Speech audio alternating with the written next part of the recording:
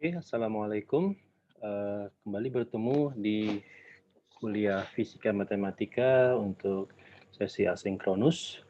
Di video terakhir, eh, kita sudah membahas mengenai beberapa contoh aplikasi dari penggunaan teorema residu, ya. Dan untuk aplikasi, maksudnya untuk contoh-contoh kasus yang lebih luas, saya berikan di PR. Lalu saya juga akan berikan satu tugas kelompok di emas. Jadi sekarang untuk sesi asinkronus ini saya akan lanjutkan masuk ke pembahasan atau topik selanjutnya, topik kedua dari materi silabus Fisika Matematika 2 ini, yaitu adalah deret dan transformasi Fourier.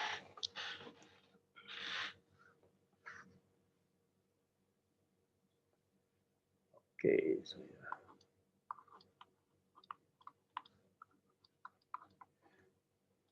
transformasi Fourier.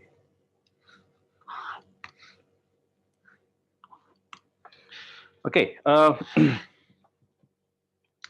apa itu deret Fourier? Apa itu transformasi Fourier? Pertama-tama, Anda sudah terpapar dengan beberapa jenis transformasi, dengan beberapa jenis deret tak hingga, ya. Misalnya deret Taylor di pembahasan bilangan real, Anda mengenal yang namanya deret Taylor, ya. Lalu jika deret Taylor itu Anda ambil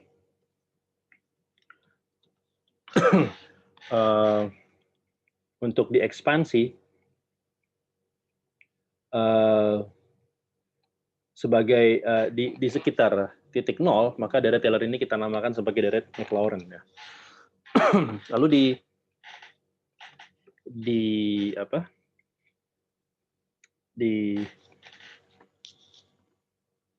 variabel kompleks, Anda juga telah belajar mengenai deret lorong, ya. Deret tak berhingga juga untuk mengekspansi suatu fungsi kompleks, tapi deret lorong ini membentang dari minus tak berhingga sampai tak berhingga. Jadi kalau boleh saya resume, saya simpulkan dari beberapa yang sudah kita bahas. Kita mengenal yang namanya deret Taylor, ya. Deret Taylor ini suatu fungsi sembarang yang analitik, f sebagai fungsi x, ya. Ini dapat selalu diekspansi dalam berupa deret tak berhingga.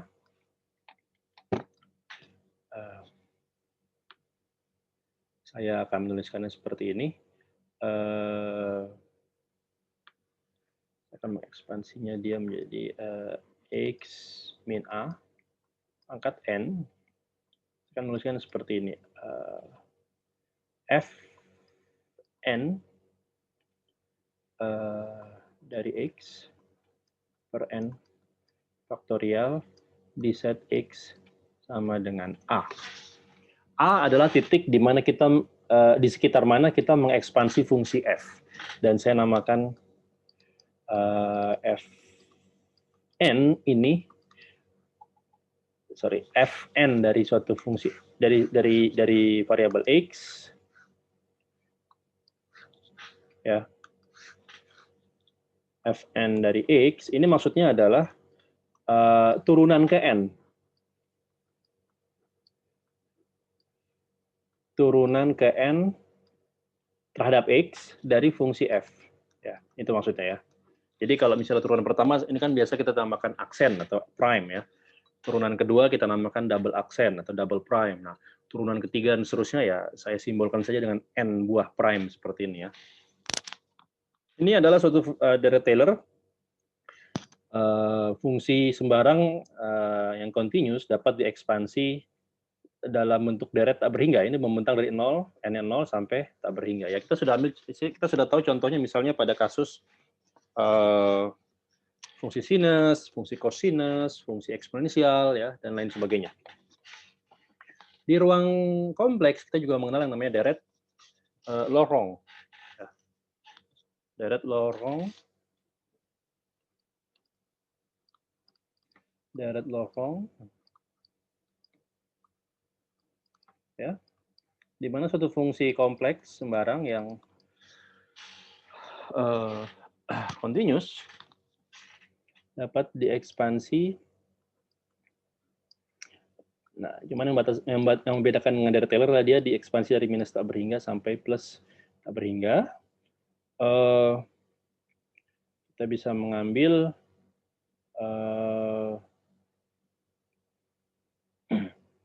ya secara umum sebenarnya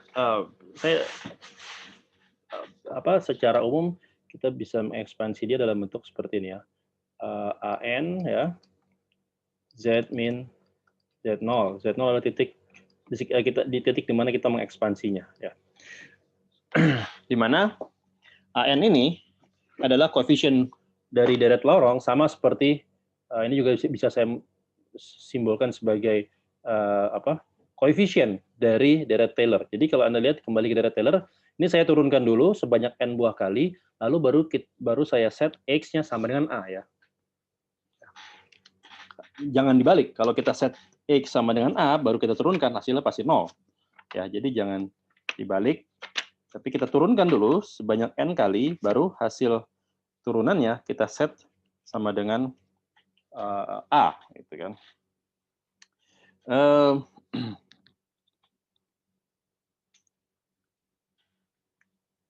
Ya di sini AN ini kemarin kita sudah buktikan ya. AN ini adalah suatu koefisien ya. Koefisien deret lorong maksud saya. Deret lorong, dan ini kita dapatkan dengan 1/2 pi ya. Saya sudah buktikan di video lalu. Integral sepanjang kontur tertutup dari fungsi f tersebut dz per z min z0 pangkat n plus 1. Ya, ini cara kita mencari koefisien AN ya. Nah, AN inilah bisa AN n positif maupun n negatif. Ya. Oke, dan dari situ kita bisa menurunkan formalisme teorema residu. Ya. Nah, yang mau saya angkat adalah dari dua contoh deret ini, kita bisa melihat bahwa sembarang fungsi itu dapat kita ekspansikan dalam bentuk deret tak berhingga. Ya. Dan ini menarik, ini menjadi sesuatu yang sangat memudahkan, karena kadang-kala nanti ketika kita mencari solusi persamaan diferensial ya, seringkali kita tidak tahu bentuk eksplisit dari fungsi tertutupnya ya. Kita tidak tahu bentuk eksplisit dari fungsi tertutupnya, sehingga kita tetap bisa menyatakan dia sebagai suatu solusi ya dalam bentuk deret tak berhingga ya. Dan karena memang ada teorema keunikan yang menjamin bahwa satu deret tak berhingga ini bisa itu terasosiasi dengan satu buah fungsi spesifik, maka tanpa harus tahu bentuk fungsinya secara eksplisit, asalkan kita bisa tahu ekspansi tak berhingganya dengan koefisien ekspansinya, maka itu cukup menjadi solusi bagi persamaan diferensial tersebut ya. Nah, di sini saya ingin mengangkat bahwa ketika kita ini fungsi sembarang ya, baik fx di x-nya real maupun fz z-nya real, ini fungsinya sembarang. Sembarang dalam arti dia bisa berupa fungsi yang periodik.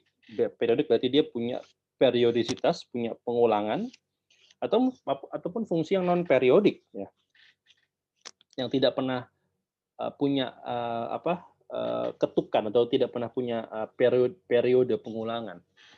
Nah, untuk sistem atau untuk kasus fungsi yang periodik ya,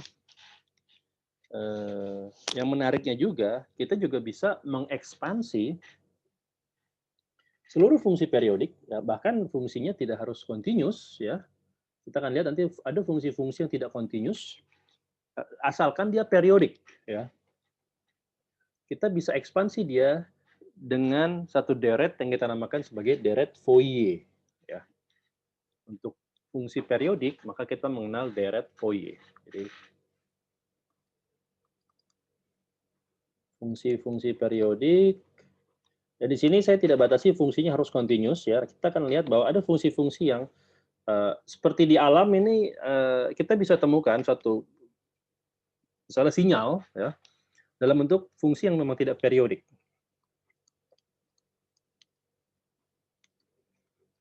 Sorry, bukan tidak periodik, fungsi-fungsi yang tidak continuous maksud saya, tapi periodik ya. Nah, selama dia periodik maka kita bisa ekspansikan dalam bentuk apa yang kita namakan sebagai deret Fourier. Ini pertama kali dipelajari oleh seorang matematikawan Perancis, kalau nggak salah namanya Jean-Baptiste Fourier, ya. Nah, maka namanya diabadikan menjadi nama dari deret tersebut. Nah, bagaimana deret Fourier ini sebenarnya? Oke, mungkin saya akan tunjukkan dulu bentuk deretnya, ya. Baru setelah itu kita lihat aplikasinya.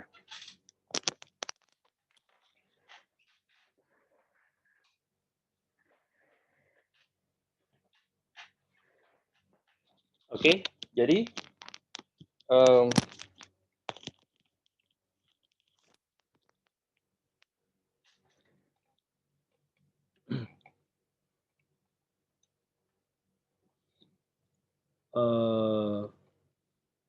nah, yang perlu saya tekankan, yang perlu kita ketahui adalah bahwa karena fungsi-fungsi tersebut punya sifat yang sama, itu periodik, maka kita bisa ekspansi secara Fourier dan feature yang esensial dari deret Fourier ini adalah bahwa kita bisa ekspansikan bukan dalam bentuk kalau misalnya tadi di deret Taylor kan kita bisa ekspansikan dalam bentuk polinomial ya, deret pangkat suku banyak pangkat gitu ya. Deret lorong juga kita ekspansikan dalam bentuk polinomial kompleks ya. Maka di sini kita akan ekspansikan dalam bentuk fungsi sinus maupun kosinus. Nah, kenapa kita pilih fungsi sinus maupun kosinus? Ya jelas karena fungsi sinus dan kosinus adalah fungsi-fungsi yang secara umum diketahui itu adalah periodik ya. Jadi semua fungsi yang periodik itu dapat kita ekspansikan dalam bentuk deret atau penjumlahan tak berhingga dari fungsi-fungsi sinus atau fungsi-fungsi kosinus. Ya. Nah, ini menariknya. Oke, sebelumnya mungkin kita sudah tahu ya bentuk fungsi sinus itu seperti apa sih, kan? Misalnya saya punya nah,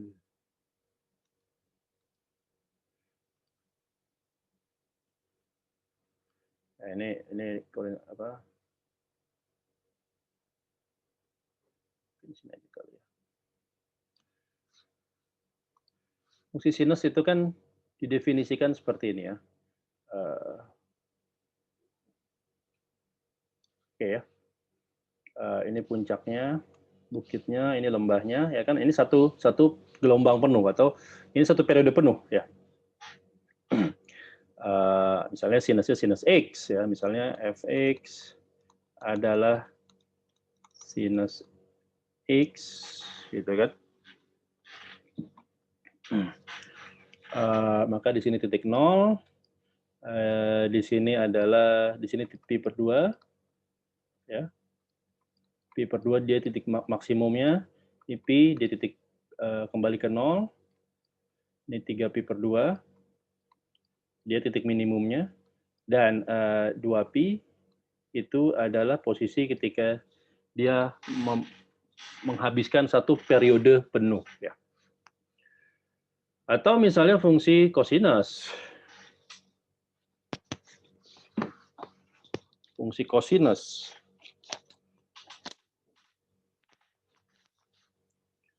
Fungsi kosinus itu misalnya ya periodik sama seperti fungsi sinus, cuman yang membedakan cuman dari titik mana dia berawal, itu aja.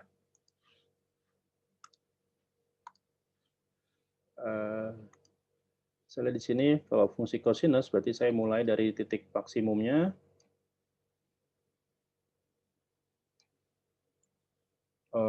Akan kembali ke sini lagi gitu ya. Ini satu periode penuh ya.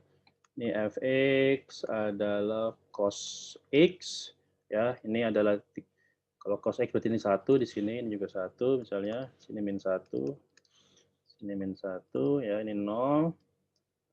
Di sini titik 0 adalah ketika cos-nya adalah pi per 2 maksud saya. Pi per 2. Ketika dia cos-nya 0 maka nilainya 1, ketika cos-nya adalah cos pi maka nilainya min 1, ketika cos-nya adalah 3 pi per 2 maka dia kembali ke 0 lagi, dan ketika cos-nya 2 pi dia kembali ke nilai maksimumnya lagi ya. Ini berlanjut ya, kalau saya teruskan ini kan cuma saya gambarkan satu putaran penuh aja ya. Ini kalau Anda teruskan ya dia akan membentuk satu bentuk gelombang ya, semacam gelombang tali yang tak berkesudahan, yang tak berujung ya. Fungsi sinusoidal kan seperti itu kan. Nah, kita bisa mengeksploitir sifat-sifat fungsi sinus dan kosinus ini yang periodik untuk mengekspansi semua fungsi periodik lain ya. Nah, ini poin dari deret Fourier seperti itu. Misalnya apa sih fungsi periodik yang lain gitu ya? Misalnya sambil contoh seperti ini, saya punya fungsi, saya akan gambar sendiri aja ya ininya, koordinatnya. Misalnya fungsi yang non continuous tapi periodik, itu misalnya saya punya fungsi sinyal ya, di fisika ini akan banyak bersentuhan dengan sinyal maupun pengolahan sinyal ya, signal and signal processing dalam kajian gelombang ya maupun di kajian elektronika. Misalnya Anda punya sinyal yang bentuknya kotak ya, seperti ini.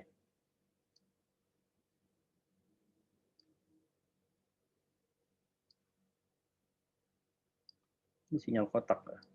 Apa sinyal kotak? Karena Anda bisa dekati seperti ini ya. Misalnya ini di sini nilainya ketika x tertentu dari x0 sampai x katakanlah x-nya x a gitu, dia nilainya adalah 1. Dari A sampai misalnya 2A nilainya 0 gitu kan. Dari 2A sampai 3A nilainya 1 lagi.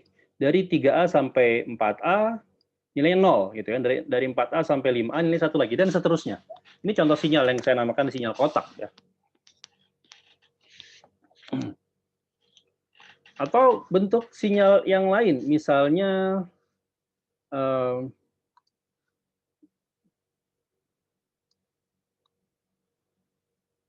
saya punya sinyalnya itu seperti seesaw. Seesaw itu gergaji. Dari 0 sampai 1 titik tertentu gitu dia linier ya. Katakanlah titik A lagi ya. Tapi dari titik A sampai titik 2A misalnya, dia linier juga, tapi posisi di sini gitu. Nah, ya kan? Bisa jadi ya, di fisika sangat mungkin terjadi seperti ini gitu. Sorry, misalnya ini terus ke sana gitu ya. Ini sampai katakanlah ini saya kasih periodenya sembarang aja ya. 3A gitu ya. Nanti di sini dia mulai lagi. Nah, Anda kan bisa melihat ini seperti gigi gerigi ya, seperti gergaji gitu ya, seesaw. Nah, Anda kan temui fenomena-fenomena sinyal seperti ini di fisika ya. Dan kalau Anda lihat ini kan sebenarnya tidak discontinuous ya, tidak kontinu fungsinya ya kan. Di mana tidak kontinunya? Tidak kontinu misalnya pada kasus fungsi kotak ini, sinyal kotak di titik A nilainya tidak continuous. Kenapa? Anda dekati limit dari kiri dan limit dari kanan hasilnya beda, ya kan? Kalau limit dari kiri dia hasilnya 1, limit dari kanan hasilnya 0, ya. Jadi titik A ini limitnya tidak eksis. Ya, titik A ini limitnya tidak eksis. Demikian pula titik 2A limitnya tidak eksis. Dari kiri nilainya 0, dari kanan nilainya 1. Ya. Jadi titik-titik di mana terjadi peralihan atau transisi, itu limitnya tidak eksis. Dengan kata lain, fungsi ini tidak continuous. Ya.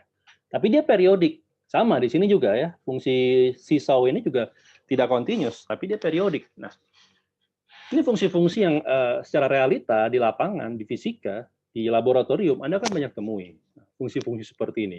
Nah, oleh karena itu maka esensi dari deret Fourier ini menjadi sangat signifikan, jadi esensial dalam kajian, dalam tools bagi fisikawan untuk memecahkan problem di lapangan, ya kan? Karena meskipun fungsinya itu tidak continuous, serumit apapun fungsinya, asal dia punya satu feature, yaitu feature-nya adalah periodik, maka kita bisa mengekspansi fungsi tersebut dalam fungsi sinus dan cosinus. Fungsi sinus dan cosinus. Oke, seperti apa? Mungkin ada yang bertanya, Pak, fungsi sinus dan cosinus itu kan fungsi yang continuous, Pak. Bagaimana mungkin fungsi continuous bisa mengekspansi fungsi yang discontinuous? Nah, itu menariknya deret Fourier adalah di situ ya. Kita bisa menggunakan fungsi yang continuous untuk mendekati suatu bentuk sinyal atau fungsi yang discontinuous. Nah, tentunya di sini pendekatannya ini adalah dengan berupa deret tak berhingga. Ya, kita ekspansikan fungsi-fungsi seperti ini dalam bentuk deret dengan jumlah suku tak berhingga, di mana masing-masing suku itu mengandung fungsi sinus dengan mungkin argumen yang berbeda-beda. Oke, gimana sih? Kita coba lihat ya. Jadi gini, saya akan nyatakan dulu bentuk fungsinya ya. Saya akan nyatakan dulu bentuk fungsinya.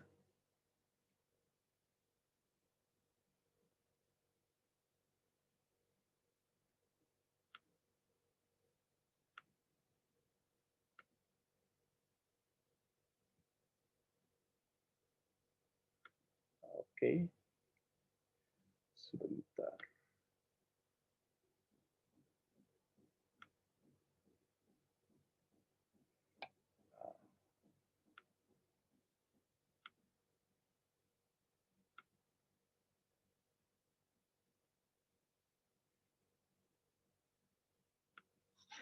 Oke, saya akan menyatakan bentuk fungsinya seperti apa.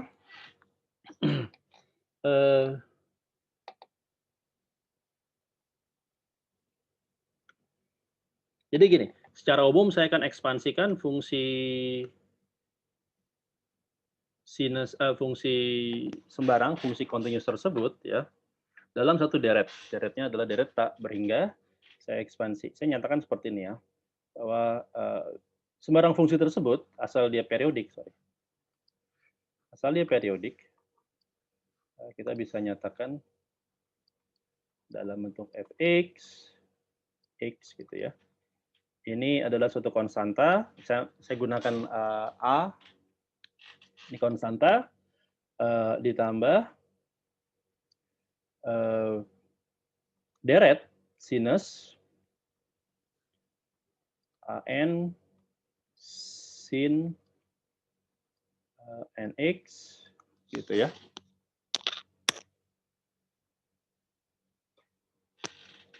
Ditambah deretnya sekarang saya bedakan karena ini deretnya cosinus. Bn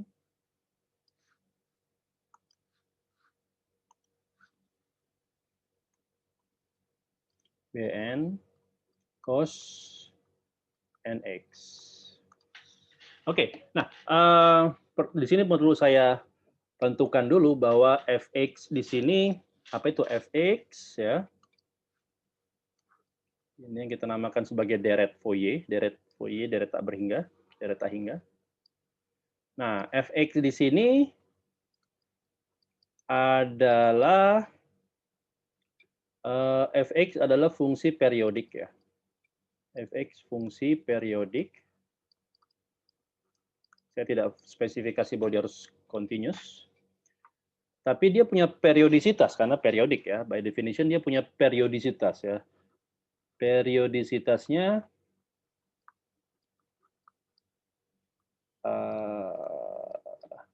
atau periodenya adalah 2pi. Nah, nanti kita bisa relax this assumption, kita bisa hilangkan asumsi bahwa harus 2pi, tidak harus 2pi ya. Kita bisa set periode berapapun ya. Mungkin pi per 2 atau 3pi per 2 atau berapapun ya, tapi yang penting dia periodik ya. Nah, sekarang saya untuk memudahkan analisis, untuk memudahkan penurunan, saya akan asumsikan bahwa periodenya 2pi dulu ya. Oke, jadi kalau Anda lihat dengan bentuk seperti ini, Anda bisa mengekspansi ya. Anda bisa mengekspansi fungsinya, atau dengan kata lain secara eksplisit bentuk deret tak berhingganya kan seperti ini ya. Fx itu adalah A0, lalu di sini n-nya Anda jalankan dari 1, berarti Anda punya ditambah A1 sin X gitu ya. Ditambah A2 sin 2X ya, ditambah A3 sin 3X gitu kan. Anda bisa lihat polanya ya, A4 sin 4X dan seterusnya. Saya akan biarkan saja dengan titik-titik sampai tak berhingga ya. Lalu ditambah yang bagian cos-nya ya. B1 cos X ditambah B2 cos 2X ditambah B3 cos 3X dan seterusnya. Ya. Jadi semua fungsi periodik saya klaim ya gitu, atau Fourier mengklaim semua fungsi periodik itu dapat Anda nyatakan dalam ekspresi deret tak berhingga seperti ini. Yang membedakan satu fungsi periodik dengan fungsi periodik yang lain adalah konstantanya. A0, A1, A2, A3, dan seterusnya, B1, B2, B3, dan seterusnya. Itu yang membedakan satu fungsi periodik dengan fungsi periodik yang lain. Jadi tugas kita adalah tinggal menentukan apa itu A0, A1, A2, A3, dan seterusnya, B1, B2, B3, dan seterusnya. Itu saja.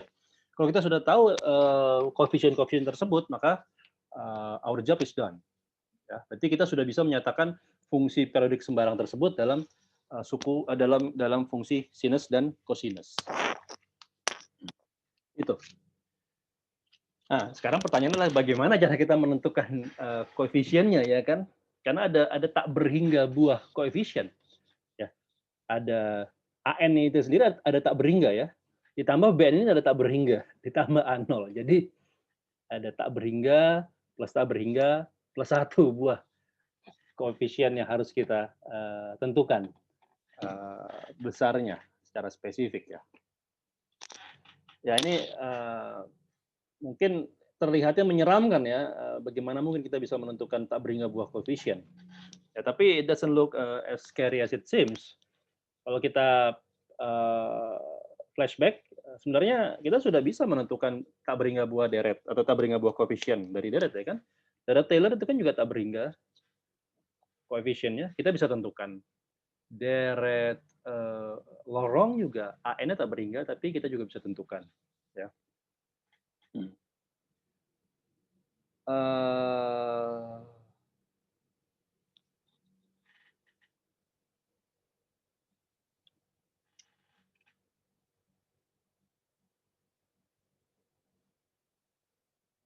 Sorry, tadi saya ada yang di awal saya menyatakan bahwa ini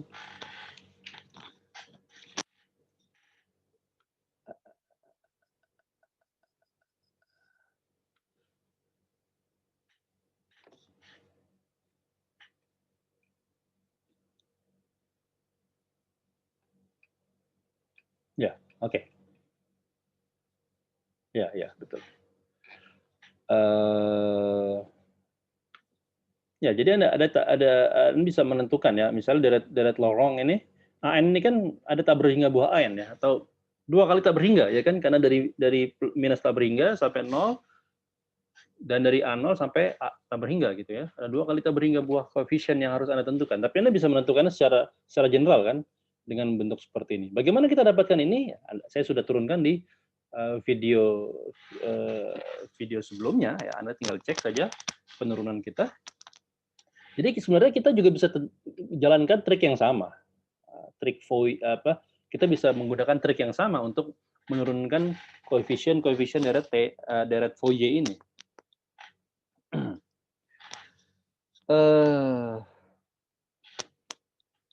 Caranya gimana? Oke. Gini, jadi tadi saya menekankan bahwa dia punya periodisitas 2pi ya.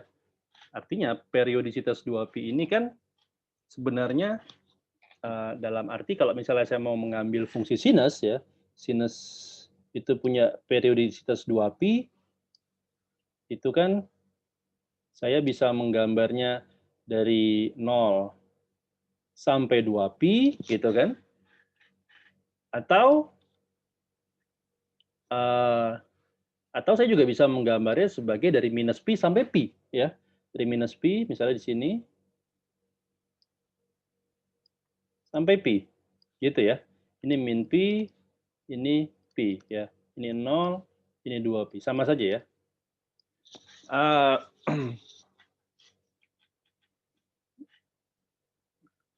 Nah, saya akan menggunakan sifat seperti ini gitu ya. Nah, oke, mari kita tentukan koefisien. Jadi secara umum ada 3 koefisien yang harus kita tentukan ya. Ada A0, ada AN ini dari 1 sampai tak berhingga, ada BN. Nah, ini ada 3 jenis koefisien yang harus kita tentukan. Ya. Sekarang saya tentukan yang paling gampang dulu, A0 dulu. Bagaimana menentukan koefisien A0? Oke. Sebelumnya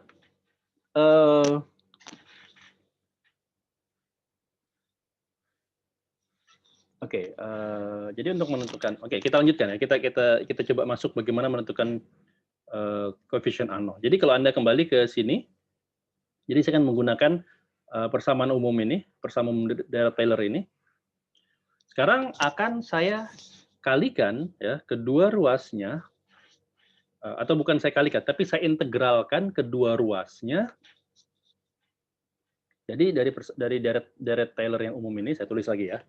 Deret Taylor-nya yang umum adalah fx, ini adalah A0 ditambah sumasi n sama dengan 1 sampai tak berhingga an sin nx ya ditambah sumasi n1 sampai tak berhingga bn cos nx. Oke. Nah, saya akan integralkan kedua ruasnya. Ya, jadi di sini saya ini maksudnya adalah saya integralkan kedua ruasnya terhadap apa? Terhadap x. Jadi saya integralkan terhadap dx keduanya. Batasnya dari mana? Batasnya adalah dari minus pi sampai plus pi. Oke, berarti artinya apa? Artinya di ruas kiri saya punya bentuk integralnya adalah min pi sampai plus pi fx dx ya. Di ruas kanan, suku pertama saya punya min pi sampai plus pi A0 adalah konstanta, dx ini integralnya mudah dapat kita tentukan. Nah, suku keduanya ini adalah sumasinya saya keluarkan dari integral, an-nya juga bisa saya keluarkan dari integral, yang saya integralkan tinggal sinusnya.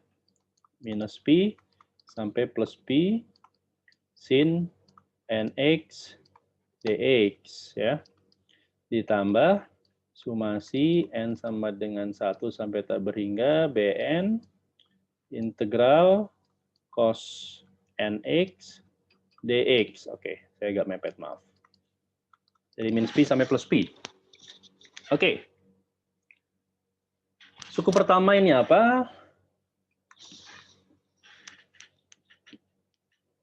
Suku pertama ini Ya, A0 konstanta berarti Anda mengintegralkan dx saja, hasilnya x, Anda masukkan dari pi sampai minus pi, Anda punya 2pi ya. 2pi dikali A0.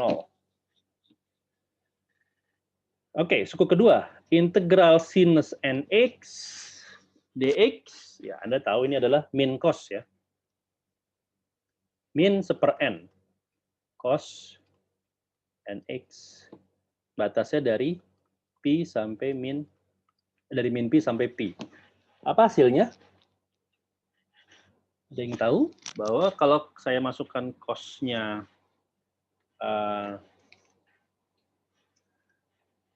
kalau cos-nya pi berarti cos np ya. Cos np itu berapa? Ini kan bisa saya tulis seperti ini ya. Ini kan jadi ini sama dengan min seper n cos np dikurang cos, cos min np. Oke, saya tidak perlu tahu cos np berapa karena bergantung n-nya, tapi kita tahu bahwa cos min np ini sama dengan cos np juga ya. Ini sama dengan cos np. Jadi artinya sekarang saya punya cos np dikurang cos np, cancel ya. Jadi ini sama dengan 0. Suku kedua ini sama dengan 0. Bagaimana dengan suku ketiga? Ya tulis di bawah sini aja ya, biar mudah. Bagaimana dengan suku ketiga ini? Integral dari cos np adalah sin seper n sin np, batasnya dari dari minus pi sampai plus pi. Sorry, nx maksud saya, cos nx. Nah, sin np itu apa? Apapun nilai n-nya, apakah itu dia genap ataupun ganjil ya. 1 genap, ganjil, 2 genap, 3 ganjil, 4 genap, dan seterusnya. Apapun n-nya, sin np itu kan selalu 0 ya. Sin pi 0, sin 2pi 0, sin 3pi 0, dan seterusnya. Demikian pula sin minus pi. Jadi ini juga sama dengan 0 ya. Jadi suku kedua dan suku ketiga ini 0.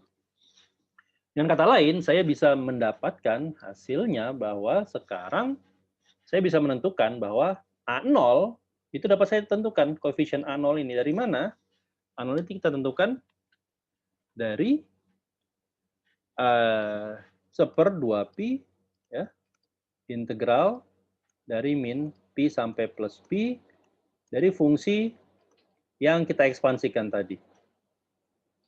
Jadi asal kita tahu bentuk dari fungsinya seperti apa, maka kita bisa dapatkan koefisien A0 ini. Oke. Mungkin agak bingung, Pak, gimana kita bisa tahu fungsi? Justru kan bukan di realitanya kita tidak punya bentuk matematis dari fungsinya. Betul, tapi nanti kita bisa lihat bahwa kita bisa dekati sinyal tersebut dengan satu fungsi yang mudah kita formulasikan, dan itu bisa kita integralkan. Nanti kita ambil contohnya. Tapi paling nggak sekarang saya sudah bisa menentukan koefisien A0 ya. A0 sudah didapatkan. A0 sudah didapatkan, sekarang tadi berarti saya bisa mencari koefisien AN.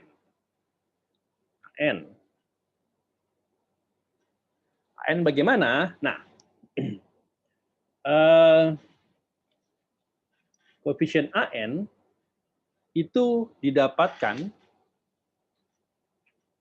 dengan kalau sekarang saya bisa kalikan, saya mau kalikan, jadi kembali ke sini lagi. Kembali ke fungsi yang awal lagi, saya tulis lagi ya. Saya tulis lagi fungsinya untuk memudahkan analisis kita. Fx sama dengan A0 sudah kita ketahui.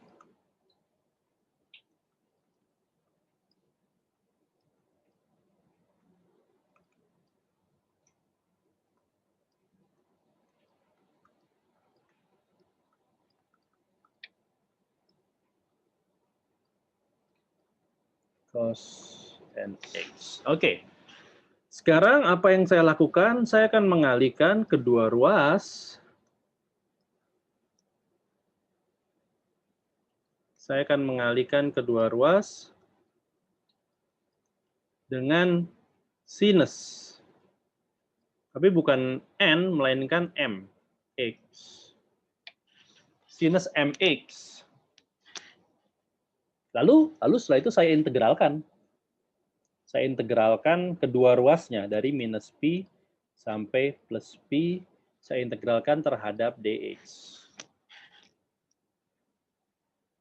Jadi maksudnya seperti apa? Maksudnya seperti ini. Jadi masing-masing ruasnya, di ruas kiri saya punya integral min pi sampai pi ya fx sinus mx ya, ingat mx bukan nx ya. Ini di ruas kiri. Di ruas kanan saya punya integral ini A0, ya saya keluarkan aja A0 dari integrasi sinus mx dx ya. Ditambah, nah ini ada suku yang ada sinnya juga. AN integral, ini ada berarti ada sinus NX ya, dikalikan sinus MX. Nah, saya sengaja membedakan ya, saya tidak samakan dari awal, M ini tidak harus sama dengan N ya. Dua indeks atau dua integers yang berbeda, dua bilangan bulat yang tidak harus sama. Tapi sama-sama bilangan bulat ya di sini. Jadi di sini M ini adalah bilangan bulat ya, M di sini adalah ya 1, 2, 3 dan seterusnya. Tapi tidak harus sama. Artinya gini, kalau misalnya N ini saya ambil 3, maka M tidak harus 3 ya, bisa 5, bisa 10, bisa 12, ya bisa 100, bisa juga 3.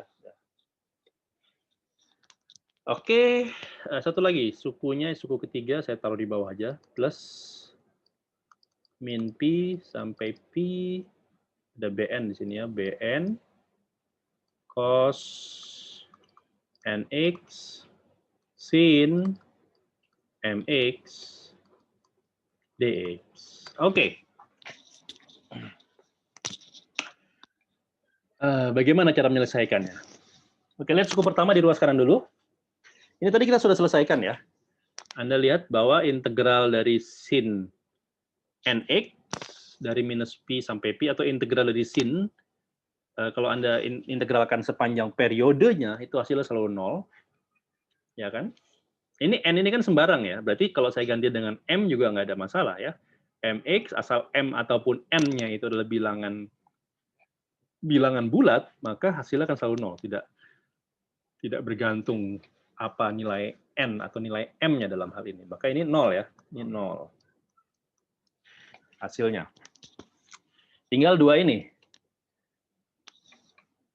Oke, ini mungkin kita perlu perhitungan khusus di sini ya. Coba kita tinjau suku kedua ya. Suku yang kedua ini. Suku kedua ini.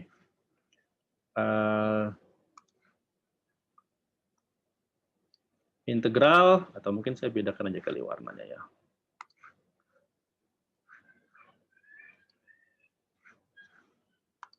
Berarti ini kan saya punya integral dari minus pi sampai plus pi ya.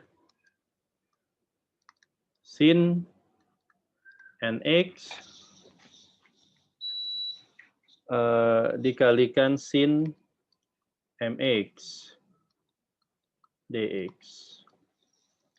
Nah, ini kan sebenarnya sama seperti integral, misalnya ini kan, ya Anda bisa melihat ini sebagai integral dari sin A dikali sin B, gitu ya. Di mana A dan B adalah fungsi X ya. Tapi oke, apa itu sin A dikali sin B? Nah, ini Anda menggunakan identitas trigonometri ya. Anda bisa mengeksploitir identitas trigonometri yang saya yakin Anda sudah tahu ini dari sejak SMA ya. Sin A sin B. Sin A dikali sin B itu apa? Mungkin kita bisa refresh sejenak memorinya. Coba kalau cos A dikurang B. Oke, cos A min cos B ini apa? Ada yang ingat? Cos A min cos B ini kan adalah cos A cos B ya. Plus sin A sin B, ya kan? Nah, sekarang kalau cos A plus B, ini berarti adalah cos A, cos B, min sin A, sin B. Nah, kalau Anda eliminasi ini, Anda kurangkan, maka suku pertama cancel ya. Jadi di sini, cos A min B dikurang cos A plus B itu sama dengan 2 kali, ini kan sin A sin B ditambah sin A sin B ya, 2 kali sin A sin B. Dengan kata lain, maka saya punya sin A sin B ini adalah setengah dari cos A min B ya, dikurang cos A plus B. Ya, maka ini bisa saya terapkan ya. Saya masukkan ke sini. Berarti sekarang integral saya ini dapat saya nyatakan dalam bentuk sin nx, sin mx, itu kan berarti nx-nya adalah A, mx-nya adalah B. Maka ini adalah setengah dari ya, setengah dari integral cos, nah, n dikurang m ya, n min m x ya, min cos n plus m x gitu ya, dx. Jadi ini bentuk integralnya. Nah, kalau udah gini kan udah gampang ya. Masing-masing saya integralkan. Integral cos adalah apa? Sin. Ini kan berarti adalah setengah kali seper n min m ya, sin n min mx. Anda evaluasi dari x minus p sampai x plus p ya. Ditambah suku yang keduanya, dikurang suku yang kedua maksud saya, seper n plus m jadi sin n plus m x dievaluasi dari x sama dengan minus p sampai x sama dengan plus p. Nah,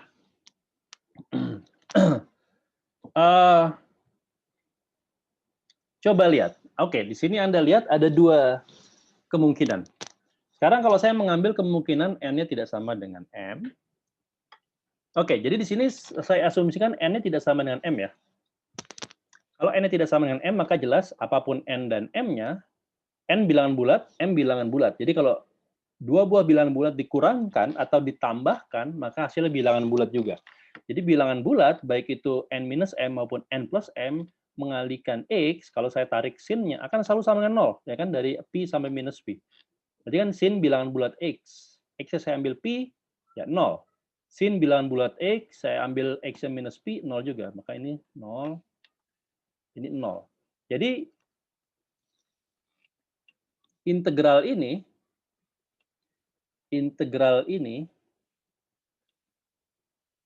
atau dengan juga integral ini itu 0.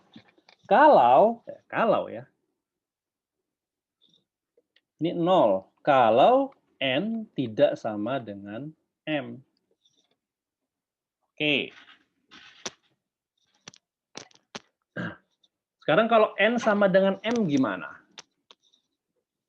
Ya, kalau n sama dengan m, maka jika n sama dengan m, maka integralnya menjadi integral awalnya berubah dong ya.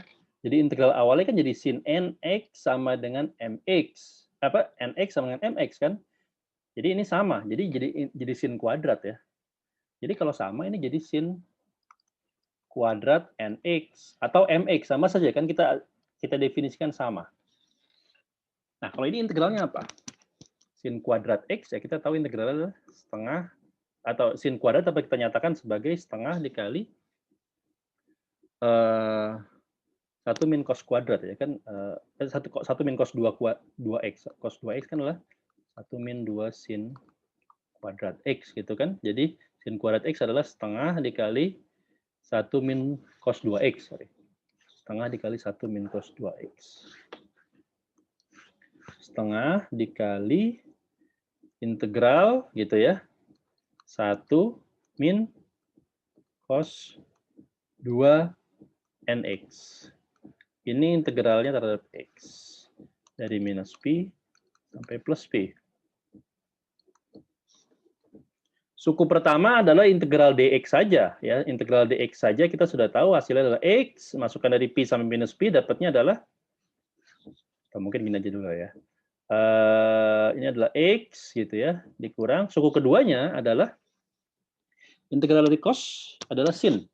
Jadi 1/2n sin 2nx. Dievaluasi dari x sama dengan minus pi sampai x sama dengan plus pi. Nah, Anda lihat bahwa suku kedua ini akan selalu 0 kalau Anda masukkan batas-batas saya kan. 2np itu kan 0 apapun n-nya. 2n minus pi atau min itu sama dengan min dari sin 2np. Sama juga 0 ya di sini ya. Jadi suku kedua ini akan 0.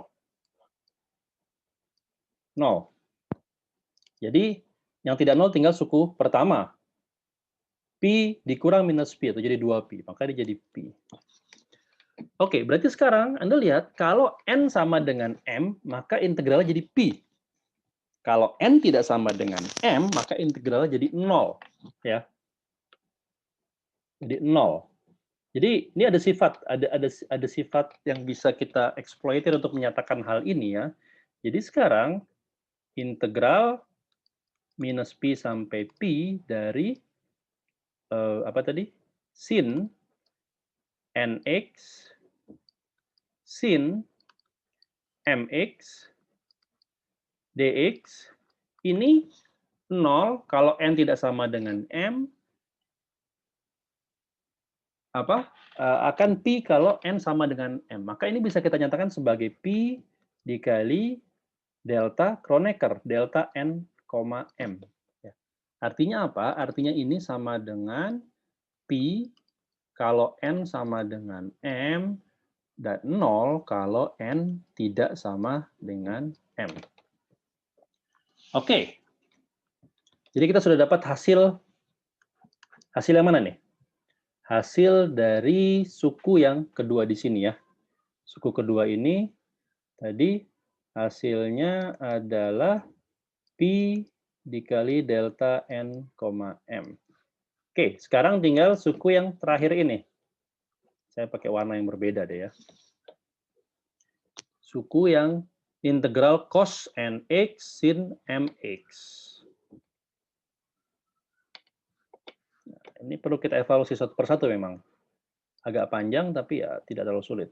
Integral minus pi sampai pi cos nx sin mx dx.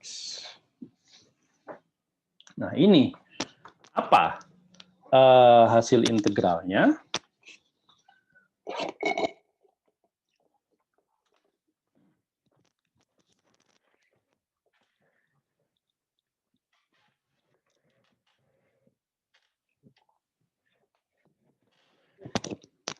Oke. Sama, kita juga bisa mengeksploitir identitas trigonometri ya, yang pernah Anda pelajari tentunya ya di SMA. Coba kita lihat. Cos n ini kan bisa saya tulis sebagai cos A sin B. Nah, apa itu cos A sin B? Apa itu cos A sin B? Ya. Kalau Anda ingat, sin A plus B ya, sin A plus B itu apa? Sin A plus B ini kan sin A cos B ditambah cos A sin B. Ya. Lalu sin A min B ini adalah sin A cos B dikurang cos A sin B. Ya. Ini kalau saya mau dapatnya apa? Saya mau dapatnya cos A sin B, berarti saya kurangkan keduanya ya. Ini cancel. Maka di sini Anda bisa nyatakan bahwa cos A sin B ini sama dengan, langsung aja saya tulis ya, setengah dari sin A plus B dikurang sin A min B ya. Ini sifat trigonometri yang bisa kita, identitas trigonometri yang bisa kita gunakan di sini.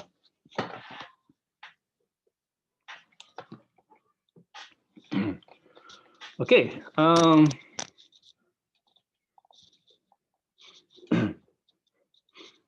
nah, berarti sekarang integral dari cos A sin B adalah integral dari ini ya kan?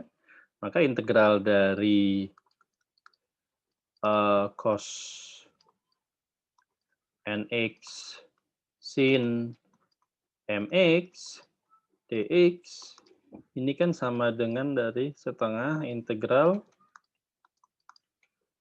sin apa ini? A plus B berarti N plus M ya. N plus M X dikurang sin N min M X dx. Oke, ini seperti tadi kita berbicara dalam kasus N tidak sama dengan M dulu ya. Kalau N tidak sama dengan M, maka ini yang terjadi. Jadi ini kasusnya kalau N tidak sama dengan M. Nah, ini jadi apa? Nah, ini integralnya mudah. Ini seper N plus M minus ya. Min cos N plus M X. Langsung aja masuki batas-batas ya. Min P sampai P gitu ya. Plus seper N min M cos N min M X dari min P sampai plus P. Oke, apa ini? Cos. Nah, tadi kita sudah tahu bahwa N plus M ini bilang bulat ya. Cos bilang bulat X, P, dikurang cos bilang bulat minus P, ini kan sama ya. Jadi ini sama dengan 0 juga ya. Sama dengan 0, karena batasnya diambil dari P sampai minus P. Sama, ini juga. Ini juga 0. Jadi kita sudah tahu bahwa ini hasilnya pasti 0. Kalau N tidak sama dengan M. Nah, sekarang kalau N sama dengan M, kalau N sama dengan M, hasilnya apa? Maka kalau sama dengan, ya kita punya cos nx dikalikan sin nx gitu ya, integral. Ini apa?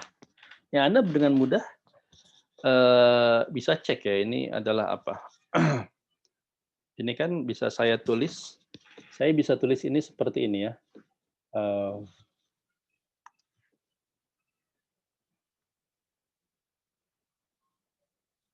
Sorry.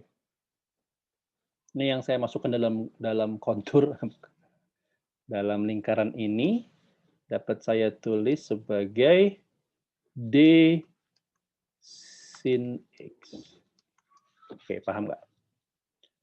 Jadi D sin X itu kan adalah D sin NX. D sin NX adalah N cos NX dx, berarti ini seper N di sini ya, seper N. Nah, ini kan berarti bisa saya tulis sebagai integral dari min P sampai plus P, ada seper N-nya. Sin NX D sin NX. Anda lihat, ini Anda integralkan sin NX terhadap sin NX. Ya, ini berarti adalah setengah, ya, berarti ada seperduanya, seperdua Pi. Integralnya sudah langsung saya evaluasi. Integral dari sin NX terhadap NX adalah sin NX kuadrat, ya, sin kuadrat NX. Ya, paham ya? Dari min Pi sampai plus Pi. apapun nilai n-nya selama dia bilangan bulat, maka sin-nya akan 0 ya. Jadi ini juga 0. Jadi Anda lihat, baik untuk n tidak sama dengan m maupun n sama dengan m, cos nx sin mx dx diintegralkan dari minus pi sampai pi hasilnya 0. Jadi nilai mana tadi? Ini 0 ya. Ini 0. Oke. Jadi sekarang saya punya hasil yang simple. Saya punya ruas kiri ini, ruas kanan itu doang. Oke, saya tulis ya. Jadi sekarang saya punya integral, mungkin saya tulis di bawah aja.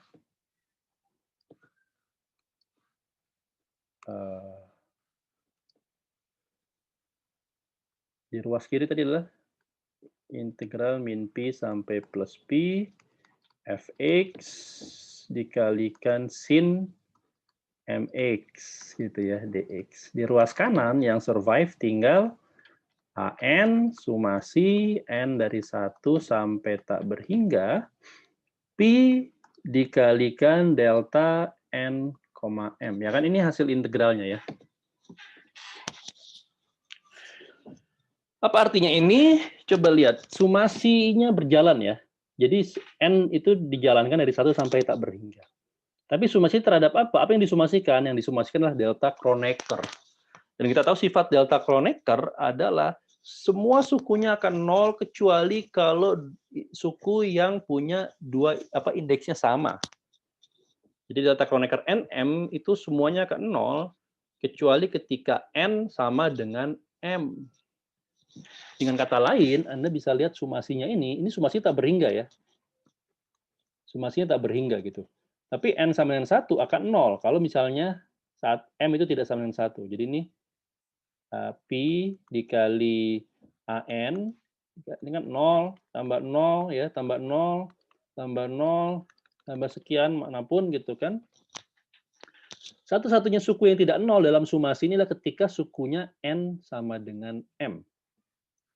Sorry, ini ada sedikit saya ralat. Oh, maaf. Ini saya tidak boleh keluarkan an ya. Masa di dalam.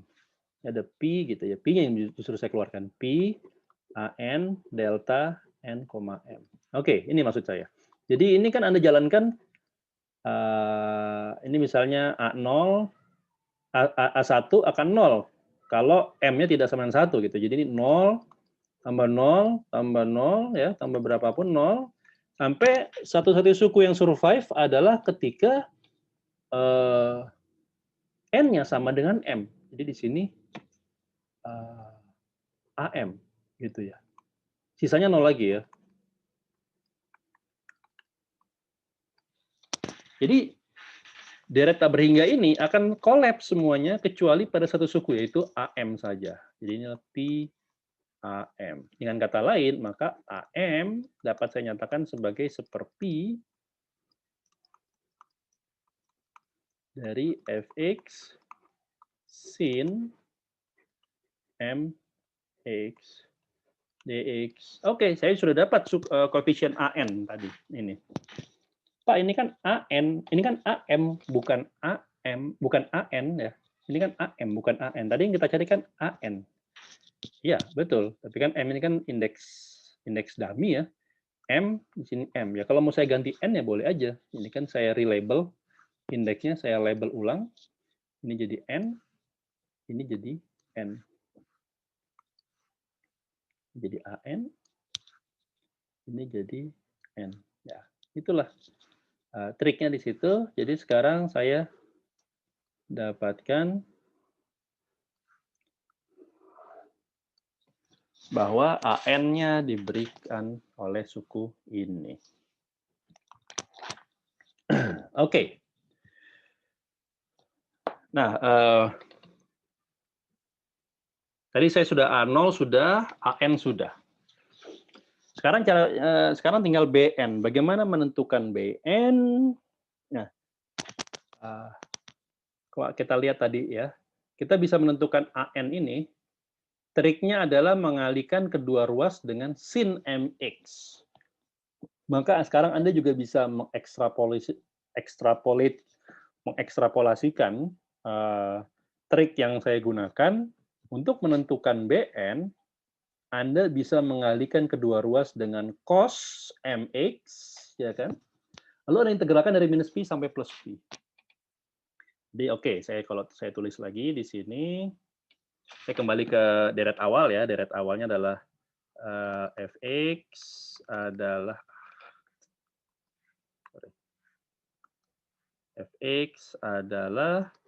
A0 ditambah sumasi dari n plus 1 sama dengan 1 sampai tak berhingga an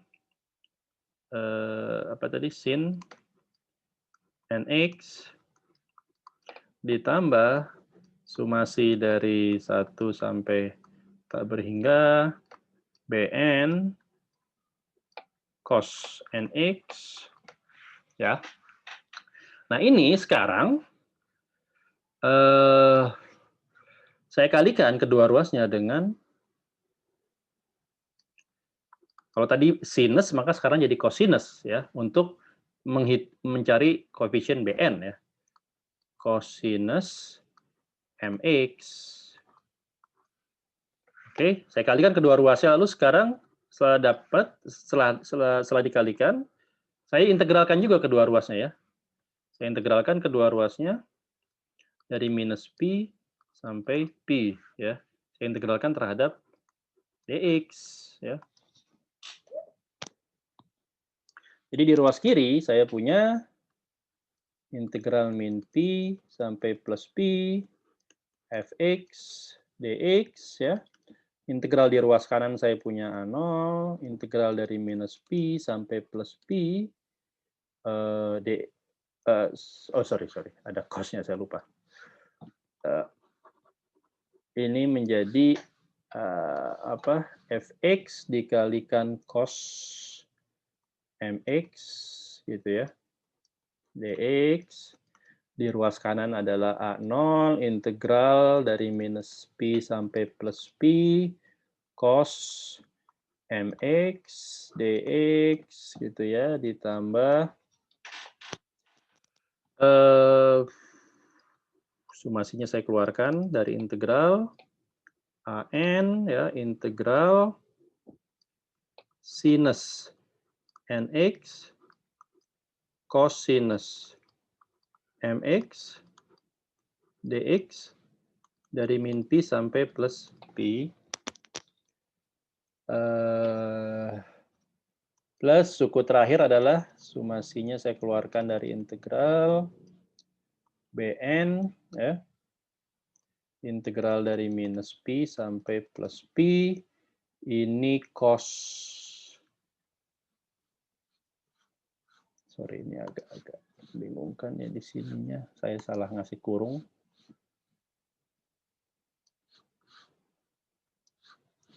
Bn dikali, ini kurungnya di sini ya, cos nx, maksudnya gitu ya. Nah ini adalah cos nx dikalikan cos mx ya, x diintegralkan terhadap x. Oke. Nah, tadi sama seperti argumen sebelumnya, integral dari cos mx dievaluasi dari minus pi sampai plus pi ini 0 ya, kita sudah tahu. Tadi kita juga sudah tahu bahwa integral sin a cos b dievaluasi dari batas minus pi sampai plus pi ini selalu 0 juga ya. Dari pembahasan sebelumnya ya. Dari yang sini. Ya kan? Ini kan 0 kan? Ini. Jadi langsung aja. Dan tinggal suku ketiga ini yang harus dievaluasi. Nah, Anda bisa menggunakan reasoning yang sama seperti ketika saya menurunkan ini, saya tidak akan mengulangi lagi. Kalau tadi saya menurunkan sin A, sin B, ya kan? Sekarang saya punya cos A, cos B. Ya, cos A, cos B, maka Anda dengan mudah lihat, berarti saya jumlahkan di sini ya, cos A, cos B, maka saya punya cos A min B ditambah cos A plus B. Ya. Ini kan cos A min B dikurang cos A plus B. Nah, sekarang nanti kalau cos A cos B, ya di sini, maka saya punya setengah dikali cos A min B ditambah cos A plus B. Jadi bedanya cuma di sini doang. Tambah ya. Oke, jadi ya integrannya ya, integran ini itu bisa saya ganti menjadi setengah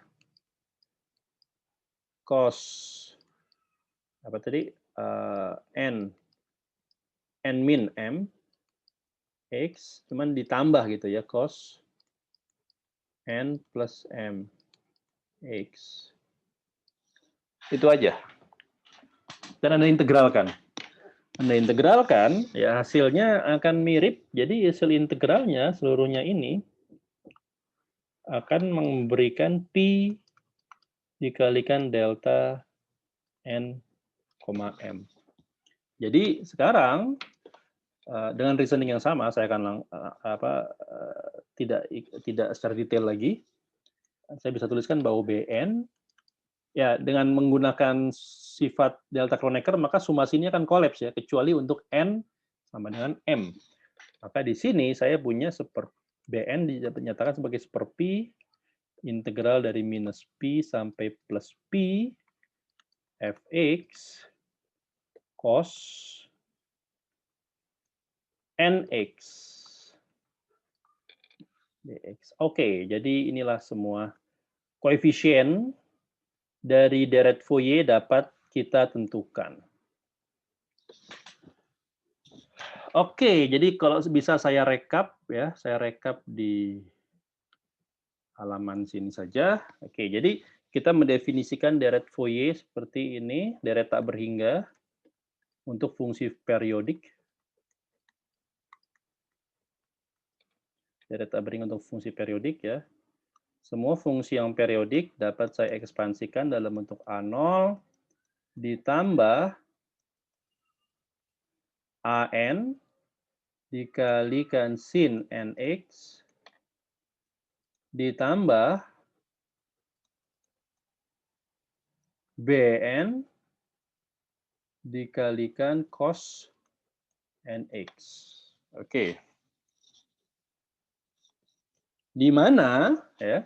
Di mana A0 itu dinyatakan sebagai tadi saya cek lagi penurunan saya. A0-nya adalah